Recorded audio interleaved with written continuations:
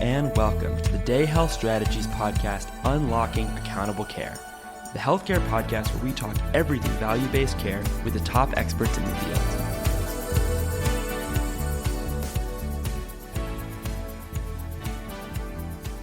Thank you everybody for joining us for another episode of Unlocking Accountable Care with Day Health Strategies. I'm your host, Emily George, and I'm here today with Nate Gagne of the New England Quality Care Alliance. Welcome to the show, Nate. Thanks for having me. So I'd love to start with just hearing a little bit about you and your background and how you came to NEQCA. I definitely don't have the traditional background of who you would see to be a CFO of a physician network. So coming out, I went to Bentley as my undergrad, so that fits. That fits a finance and accounting person. But out of Bentley, so when I was there, I wrote my own minor in e-commerce back when it wasn't really the thing that everybody knows it to be today. So I helped write a cyber law textbook with one of my professors in school, and I really knew that I needed to kind of differentiate myself in some way because I wanted to go into either investment banking or consulting back when I was in college. So by happenstance, I was at the career fair, and the Deloitte Consulting partner who was responsible for spinning up the e-commerce product line was the one that was like actually at a career fair because the accountant who's usually there coming to Bentley was sick. So he grabbed my resume, it was in my suit, my resume, and passing it out to everybody. And he took one look at it. He was like, "Wait a minute," because I never saw this. So he wasn't really talking to me about a job. He wanted to meet all my professors and everything. So I put him in contact with all of them, and then he finally was like, "Oh, I'm going to need people to do this work." So I ended up working for Deloitte in that line of business, and then that kind of cooled off for a while, and they asked me to move over into something that was more my education and my background of finance and accounting, and that was implementing ERP systems or accounting packages for companies. So after doing that for a couple of years, I had a bunch of clients that couldn't afford the high billing rates at Deloitte, and they were good enough to let me out of some of my non-competes. So I kind of started my own grassroots consulting company that kind of grew every year for 10 years. So I had a pretty good thing going on where I was doing process redesign and helping support some of the systems that I had put in and starting to implement some new ones. And that's when I really got exposure to a lot of different industries. I was in manufacturing companies, retail companies, and then I had healthcare companies, and I actually ended up rescuing a kind of a behind budget, soon-to-be failed implementation of an ERP system at the physician organization at Tufts Medical Center. Got it back on track and kind of brought them live with their ERP system, and then did a bunch of follow-on work for them. So when I really decided, I met my wife, I knew I wanted to have a family, and knew that being chief cook and bottle washer and sales and doer and all that stuff that it takes to run your own business. So I was thinking about what I wanted to do, and the CFO of the physician organization at Tufts was always like, "Oh, if you're looking for a change, talk to me." So we developed a position, director of financial systems, and I took that role as my kind of entree into the Tufts Medical Center family. And through that, I was doing that for like a year, building revenue cycle interfaces and basically making sure that their systems ran. And I even had a stint as a kind of an interim controller and working with the accounting team. And then the CEO, knowing my background, asked me to kind of do an internal consulting project and go to the corner of the Tufts enterprise at this really small, growing side of the business that was New England Quality Care Alliance, and that's how I got some exposure into NEQCA. Then after I delivered my report, I kind of split my roles and did half PO systems work, half finance and accounting work at NEQCA, until the then CEO Jeff Lasker had asked me if I'd be interested in coming on full time as the CFO and kind of leading the charge into the future with NEQCA. So that's why we ended up here. Wonderful. And can you just tell us a little bit more about what the New England Quality Care Alliance is? Yes, so New England Quality Care Alliance, or you'll hear me refer to it as NEQCA, is a clinically integrated network comprising about 1,700 physicians across eastern Massachusetts. It exists to improve the quality and efficiency of clinical care and to secure contracts with health insurers that offer better terms than the physicians in our network could secure on their own. So when I first started working with NEQCA, there were just over 1,000 physicians, and their main risk-based contract was the alternative quality contract with Blue Cross Blue Shield. When I mention risk contract, I'm really referring to a contract with any stakeholder paying for healthcare services that really differentiates payment based on outcomes, that both quality and cost-effective care outcomes. So Blue Cross Blue Shield was very early in structuring contracts in this manner back in the beginning of the 2000s. Now NEQCA holds 17 different risk contracts of this type. It sounds like NEQCA has really experienced a lot of growth. And what do you think is driving this growth? Yeah, so whenever I get asked this question, I really echo the comments of one of our past board chairs. She said that NEQCA is the network where the physician voice still matters, and I really believe that resonates with many physicians and really is one of the main reasons for a lot of our growth. We have a very inclusive decision-making process with respect to our care delivery. This has been attractive to many in the physician community, and I believe it's one of the main factors for our growth. The market has also moved very much towards value-based care contracts recently, where differentiated payments for providing high-quality, cost-effective care is tantamount to the contract. So in Massachusetts, the commercial market was really led by Blue Cross Blue Shield in that contract that I referred to earlier. Most of the country got introduced to these contracts through a lot of the Medicare Accountable Care Organization contracts originating in President Obama's tenure. Another factor contributing to NEQCA's growth of patient lives we touch is the market's movement towards accountable care in the PPO market. So your listeners probably know the difference between HMO and PPO products. In traditional HMO managed care products, there's a requirement that you must select the primary care provider, and that provider is the quarterback of your care and refers you to other care as appropriate. In PPO products, on the other hand, you largely are free from not having to choose a PCP and really have wider network options. So one might ask, if a patient can choose wherever they want to go, how is that really accountable at all? Well, they really attribute patient lives to you in a variety of ways, most of which is dealing with where the plurality of services or where the most services were generated. So I'd really say like the growth was really in what brings our physicians together, but also in the market's movement towards the proliferation of really more government contracts and more PPO contracts in the mix. Mm-hmm.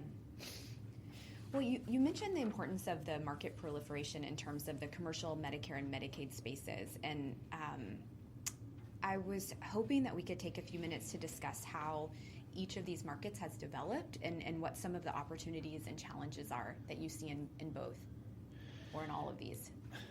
Yeah, wow, that's kind of loaded. I definitely could go many directions with that question. It's definitely a great one. I would say that the early commercial contracts that NEQCA supported had a very heavy focus on quality metrics and less on the cost containment component. A majority of the programs and services that NEQCA developed to assist our providers to perform in these contracts were heavily concentrated on quality at NEQCA's inception.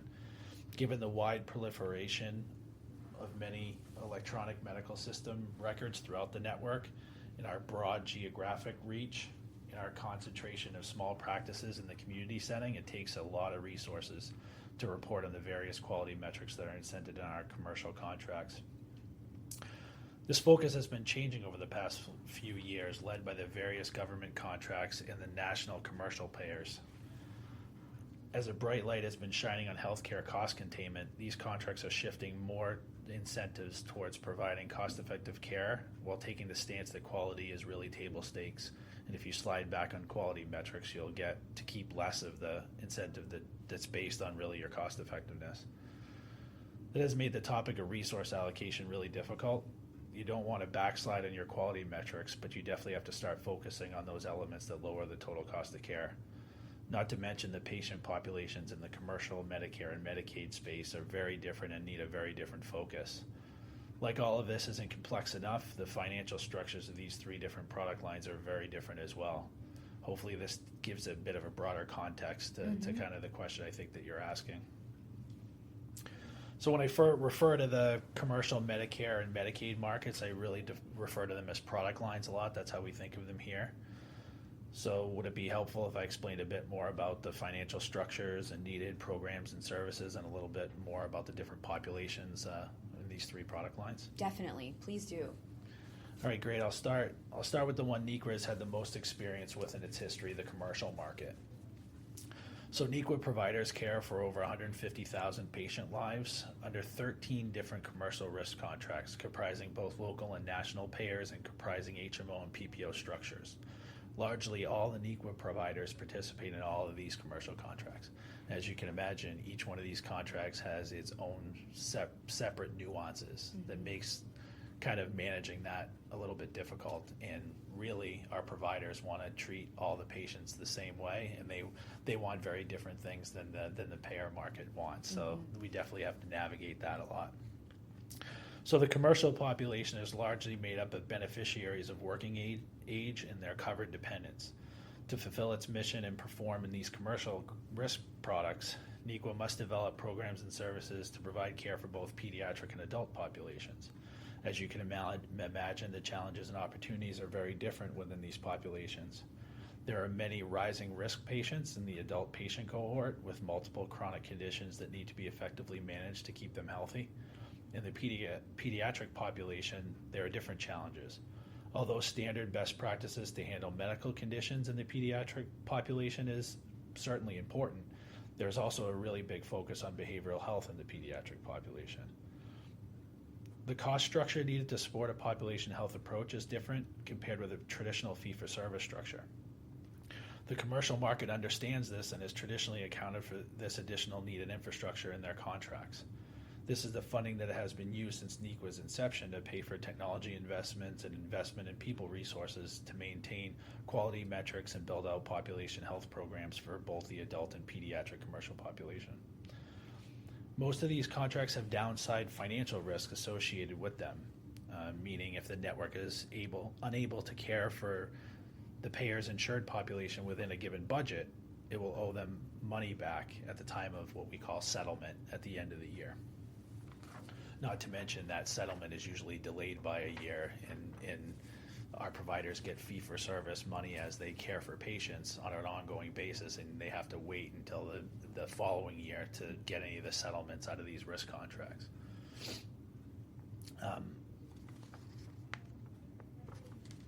So as you can imagine, it's been necessary for NEQCA to put aside funds in reserve from its early successes in its risk contracts in case there are deficits that emerge in any year-specific risk contract performance.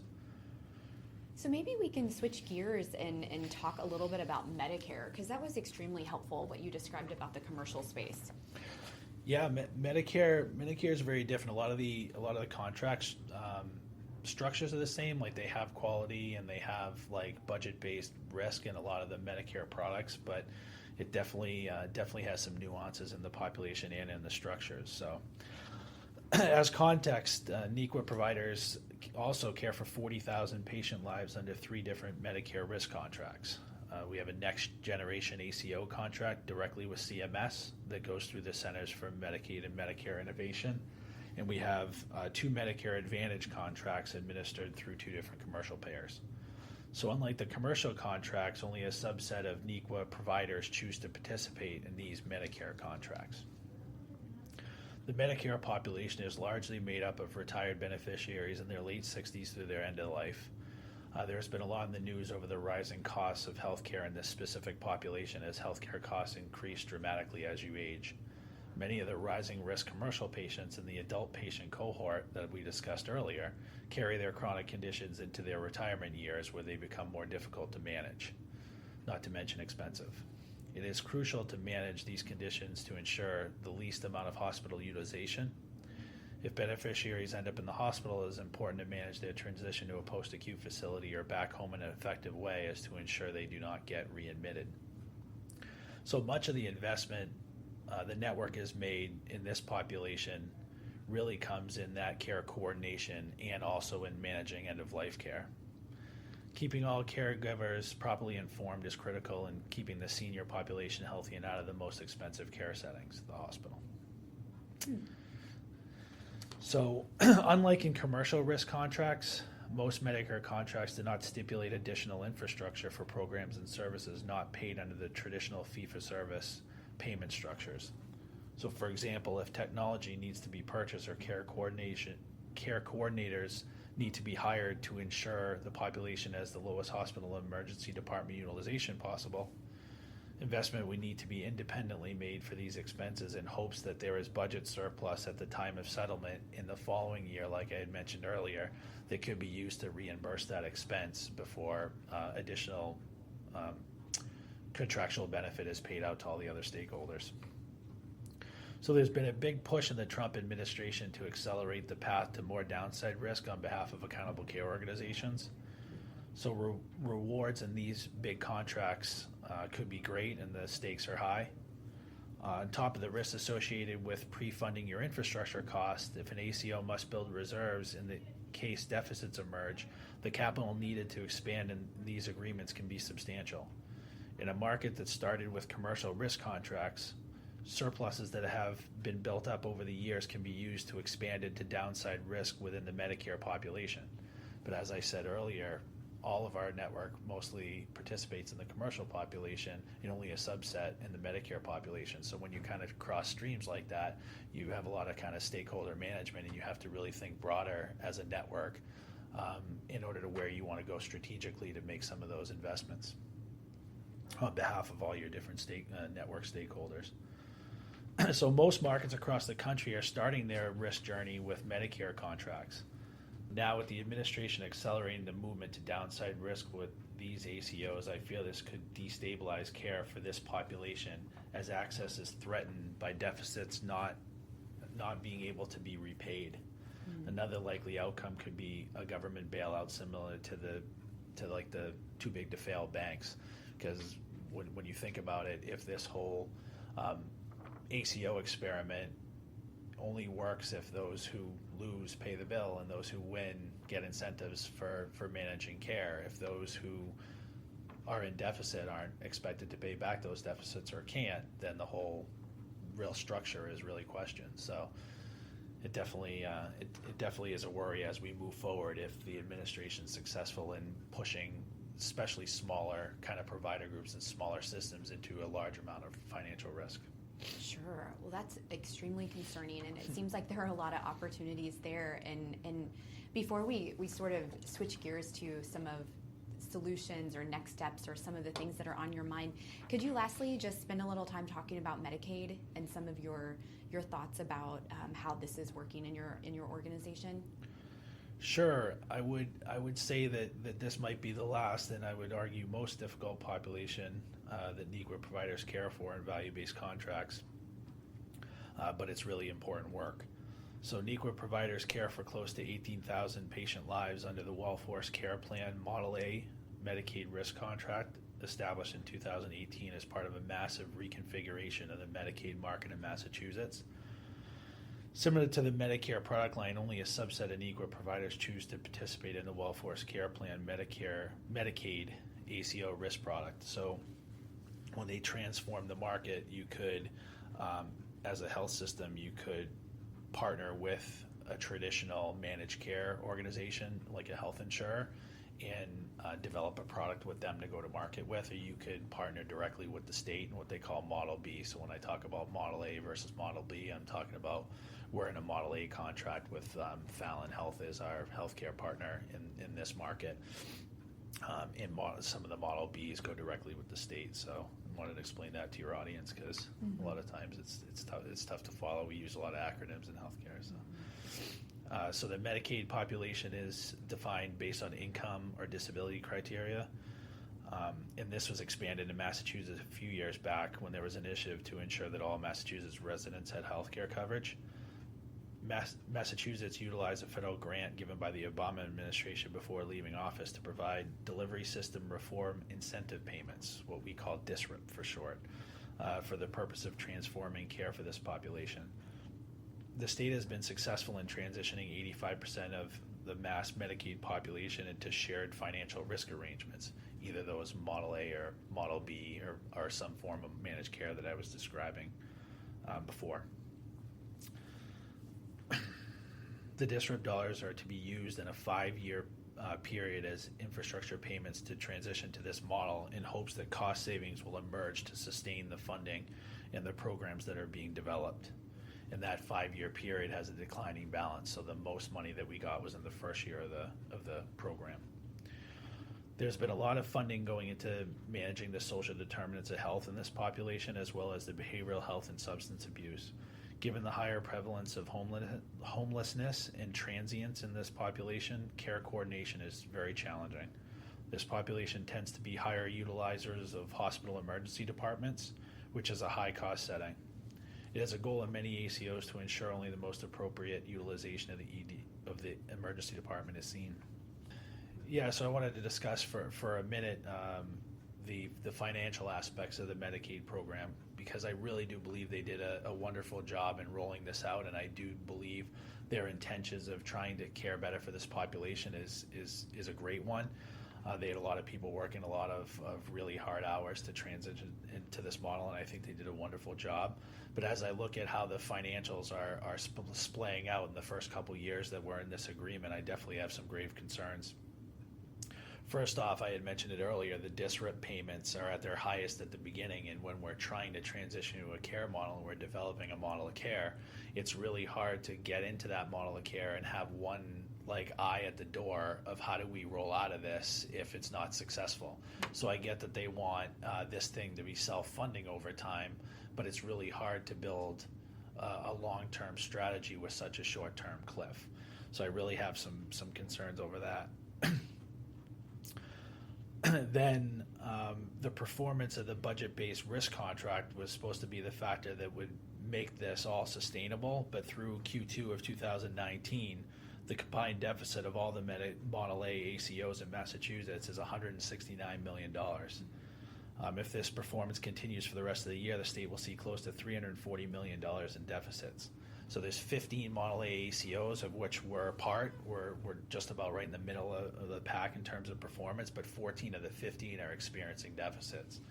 So if you see that type of broad scale performance concerns, then to me that makes me want to look into the way that the budgets are developed, and is this thing being sustainable from the budgets that we're given to care for the population. So we'll definitely all be, I know that there's a lot of eyes on that right now. I know the state's really thinking about it. I know they're going to do the right thing for this population, but it definitely is something that a lot of us are looking at and worried about. What do you think is what's the opportunity there, or what would you recommend for, what's next with that, and given your experience, and what are you thinking? Yeah, so the way that they develop what they call the budgeted capitation rates is the state works with actuaries, and they look at past historical data, and they look at trends, and they develop. So the state has multiple what they call risk categories. They have healthy children, healthy adults, disabled children, disabled adults, and they have a lot of region. They give you a budget per region because all care is local, and it definitely matters the population, how much it's going to cost to care for them. So I think that there needs to be some collaboration with a long-term plan around this population with the state. So I think the state has some views on where the trend should be for healthcare expenses. In reality, the trends are a very different thing. If you can imagine, everybody's building new care models to give better care for this population. It makes sense to me that utilization would actually go up at the beginning in order to have longer term benefits. But if they're showing really big decreases in expense trend in the budget development in the early years, at the same point that we're ramping up a lot of the really good utilization that's going to cause financial benefit in the future, there's really a problem with our time horizons between us and I think what the state and their actuaries are looking at when they're putting the budgets together. So I really think that more dialogue around that and making sure that the slope of those curves between us and the state really line up, so we can all kind of be on the same trajectory as we go forward. That makes a lot of sense, and it's interesting just to hear some of your thoughts being on the inside here and seeing how all of this is playing out and working together. Before we close out, is there anything else that you would want to share about any of the things that we talked about? I really do believe as an industry we can do better. I chose healthcare coming out of my consulting when I had a few different industries that I had offers for and really did work with, because I really did want to be part of the solution. So we have to look inside of our industry, and I always try to look outside of my industry for solutions. I think we have a lot of technology concerns in healthcare, interoperability and stuff. And when I look at even the banking industry, they've figured it out. Like nothing has to be more secure than your money, right? So healthcare records are the same thing. So can we innovate by looking outside and what other industries are doing with AI or with some of their technology concerns, and really bring those into healthcare and really make good change there? Because we really do always have to remember why we all chose this industry. Really, the patient is always should be at the center, and we should be striving to bring empathy and excellence in every interaction. Wonderful. Thank you for just sharing all of your insights with us today, and thank you for being on the show, Nate. Thank you.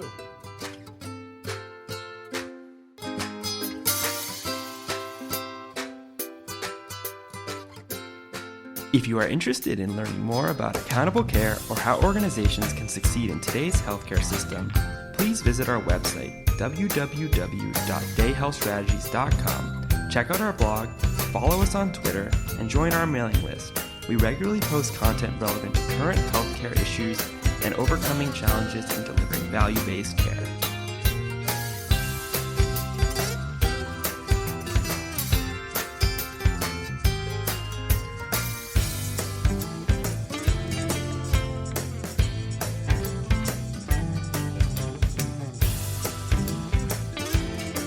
Unlocking Accountable Care is a production of Day Health Strategies.